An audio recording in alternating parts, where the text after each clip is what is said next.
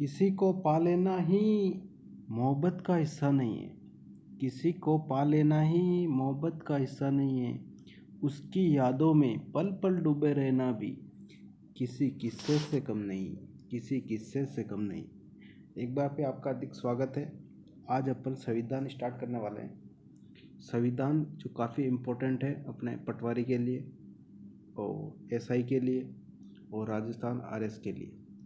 ये काफ़ी इम्पोर्टेंट है, इसको समझ समझ के पढ़ना है। संविधान ऐसी चीज़ है, इसके काफ़ी हर एग्ज़ाम में क्वेश्चन आते हैं, तो इसको अपन आज डिटेल में पढ़ने वाले हैं और इसको काफ़ी अच्छे तरीके से समझने वाले हैं और आई होप आपको समझ में आएगा। तो संविधान को डिटेल में पढ़ेंगे। चलो आइए स्टार्ट करते हैं। संविधान क्या होता है? संविधान किसी देश के लिए एक व्यवस्था होती है। कोई भी एक व्यवस्था कर रखी है जिसके अकॉर्डिंग कार्य किए जाते हैं कि कोई इसमें कोई घपला नहीं हो या फिर कोई कार्य को ट्रू करना, जैसे किसी कार्य को ट्रू से करना या फिर सच्चता के साथ करना। एक संविधान लिखा गया है हर देश के अंदर, तो भारत के अंदर भी एक संविधान लिखा गया है कि उसके अकॉर्डिंग कार्य किया जाए, कोई गलत नहीं हो, किसी का अन्याय नहीं हो, इसलिए संविधान बनाया गया है। तो संविधान एक किसी भी देश के लिए एक व्यवस्था है। तो पहली लाइन पे देखिए, संविधान किसी भी देश की एक व्यवस्था है। और सबसे पहले संविधान किसने लिखना स्टार्ट किया? ये किसी ने भी स्टार्ट किया होगा क्योंकि अपन ने कॉपी पेस्ट किया है। तो सबसे पहले दुनिया का सबसे प्राचीन संविधान ब्रिटेन का है, जो यूके इंग्लैंड का, जो अंग्रेजों द्वारा लिखा गया था। सबसे प्राचीन उन्होंने स्टार्ट किया था अपने देश की व्यवस्था को सुधारने के लिए, एक संविधान लिखना स्टार्ट किया था और ब्रिटेन ने स्टार्ट किया। तो कभी कभी एग्जाम में क्वेश्चन आता है कि सबसे प्राचीन संविधान कहाँ का है, तो ब्रिटेन का है। इसीलिए ब्रिटेन को संविधान की जननी कहा जाता है। तो कभी भी एग्जाम में क्वेश्चन आता है कि संविधान की जननी किसको जाता है, जो जन्म देती है। तो संविधान ब्रिटेन ने जन्म दिया है। संविधान नाम को ब्रिटेन ने सर्वप्रथम लिखना स्टार्ट किया था। तो कभी भी क्वेश्चन ये भी पूछ सकता है सबसे प्राचीन संविधान कहाँ का है, ब्रिटेन का। सबसे संविधान की जननी कौन है, तो भी ब्रिटेन ही आंसर आएगा। ठीक है। लेकिन ब्रिटेन वालों ने संविधान लिखना स्टार्ट किया था, लेकिन वो अलिखित है, मौखिक है ओनली, और परंपराओं पर आधारित है। मतलब पुराने से दर पीढ़ी दर चलता आ रहा है। कोई भी रूल्स बन गए हैं वो दर पीढ़ी चल रहे हैं, लेकिन अलिखित हैं। सबसे बड़ा संविधान है ये ब्रिटेन का। और दुनिया का सबसे सर्वप्रथम संविधान शब्द का प्रयोग ब्रिटिश नागरिक सन हेनरी मैन ने किया था। बहुत बार क्वेश्चन एग्जाम में आपने देखा होगा कि ब्रिटेन संविधान शब्द का सर्वप्रथम किसने प्रयोग किया था? सर हेनरी मैन ने किया था। और ये कहाँ के थे? ब्रिटिश नागरिक थे। तो सबसे पुराना संविधान ब्रिटेन का ही है और सर्वप्रथम शब्द का प्रयोग भी ब्रिटेन का नागरिक ही तो करेगा। तो उसमें अपना आंसर आ जाएगा सर हेनरी मैन। ठीक है। अब बहुत बार क्वेश्चन आता है दुनिया का सबसे प्राचीन लिखित संविधान अमेरिका का है। सबसे प्राचीन संविधान पूछ ले तो ब्रिटेन आएगा, लेकिन लिखित ऐसे पूछ ले कि सबसे प्राचीन और लिखित संविधान कहाँ का है, तो अमेरिका का है। अमेरिका ने भी ट्राई किया था, काफ़ी पुराना संविधान है, लेकिन इन्होंने सर्वप्रथम लिखना स्टार्ट किया था। इन्होंने मौखिक आधार पर नहीं है, इन्होंने कुछ भी अपने संविधान की देश की व्यवस्था के बारे में कुछ लिखा पहले और संविधान बनाया, फिर उसके बाद उसके अकॉर्डिंग कार्य किया जाता है। और अमेरिका का संविधान दुनिया का सबसे छोटा लिखित संविधान है। सबसे छोटा संविधान लिखा है क्योंकि अमेरिका काफ़ी डेवलप है स्टार्टिंग से ही। तो अमेरिका डेवलप है तो अपने संविधान को, अपने देश की व्यवस्था को सुधारने के लिए सबसे छोटा संविधान लिखा उन्होंने। तो सबसे छोटा, दुनिया का सबसे छोटा लिखित संविधान कहाँ का है? अमेरिका का है, जिसमें केवल 7 अनुच्छेद हैं। कितने? Only for 7। ये तो पूरे देश विदेशों की बात कर ली, लिखित संविधान कहाँ का है, अलिखित संविधान कहाँ का है और सबसे प्राचीन संविधान कहाँ का है। लेकिन अब भारत में बात करते हैं। तो भारत में संविधान शब्द का पहली बार प्रयोग एम.एन. रॉय ने किया था। ये क्वेश्चन पे आपने काफ़ी बार देखा होगा कि भारत में संविधान शब्द का प्रयोग सर्वप्रथम किसने किया था? तो एम.एन. रॉय ने। तो ये काफ़ी इंपॉर्टेंट है, इसको स्टार मार्क बना दें। और ये क्वेश्चन बार बार पूछा जाता है एग्जाम के अंदर। तो भारत में संविधान शब्द का पहली बार प्रयोग एम.एन. रॉय ने किया था। अब बहुत बार आ जाता है कि संविधान को प्रसिद्ध करने का कार्य किसने किया था? तो जब संविधान लिखा जा रहा था तो उस वक्त मेन लीडर या मेन हीरो, अपने भारत का मेन हीरो कौन था? महात्मा गांधी थे।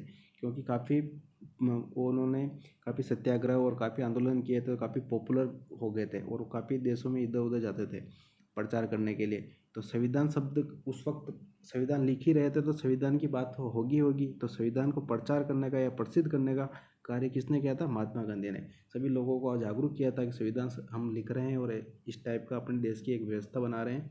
तो इन्होंने सबसे ज़्यादा प्रचार या प्रसिद्ध करने का कार्य महात्मा गांधी ने किया था।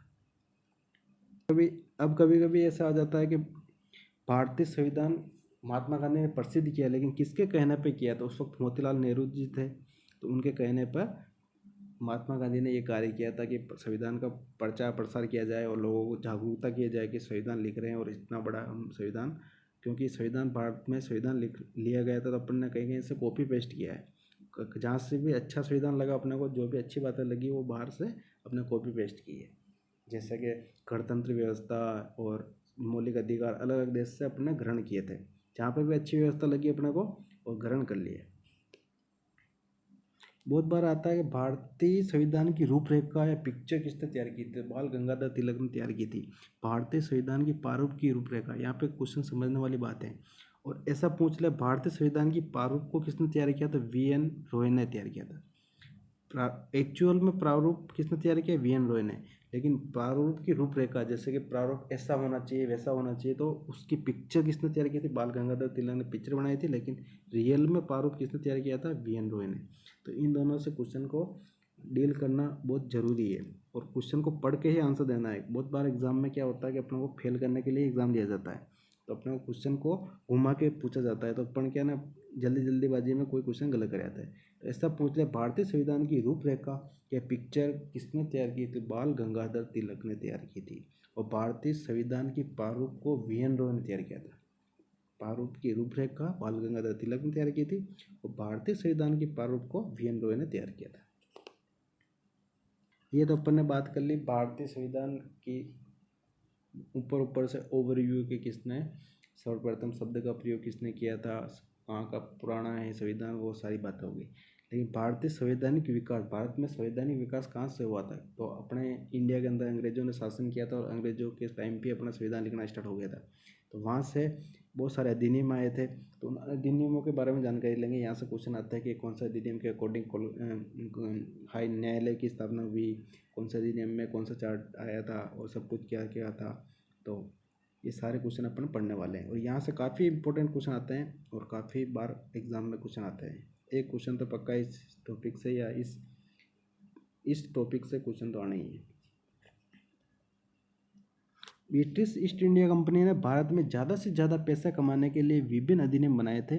उन अधिनियमों का परिणाम स्वरूप ही भारत में विकास हुआ, भारतीयों का विकास हुआ और भारत का संविधान बना। मतलब भारत के अंदर क्या ईस्ट इंडिया कंपनी आई थी, तो उसने ज़्यादा से ज़्यादा पैसा कमाने के लिए अपने बहुत सारे अधिनियम बनाए कि इंडिया वालों को कंट्रोल कर सके।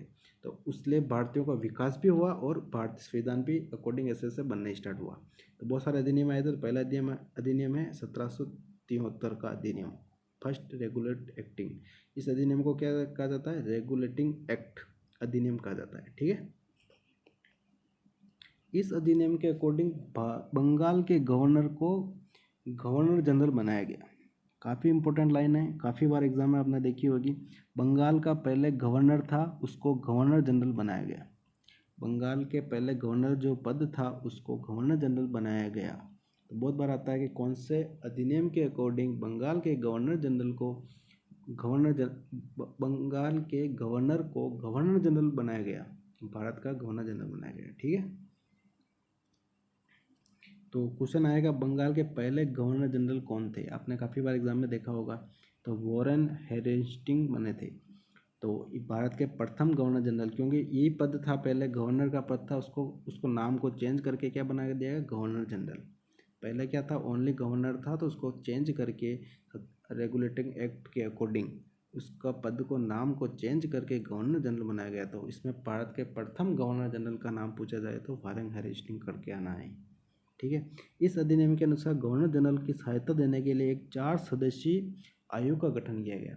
गवर्नर जनरल के लिए हेल्प करने के लिए 4 नए सदस्यों को ऐड किया गया कि ये आपकी हेल्प करेंगे और कोई भी कार्य होगा तो वो कार्य के लिए हेल्प करेंगे।